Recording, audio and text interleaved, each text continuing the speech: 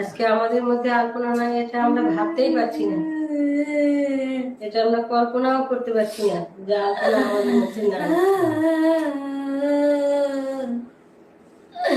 মা বেটি কত সুন্দর ভিডিও করতাম, সব বন্ধুদের সাথে কথা করতাম, যে বন্ধুরা তোমাদের দেখতে পাচ্ছি না, আমাদের তুমি দেখতে পাচ্ছ। তোমরা কত ইয়ার্কি করতাম তোমাদের সাথে, আজকে আর ইয়ার্কি করার লোক নাই।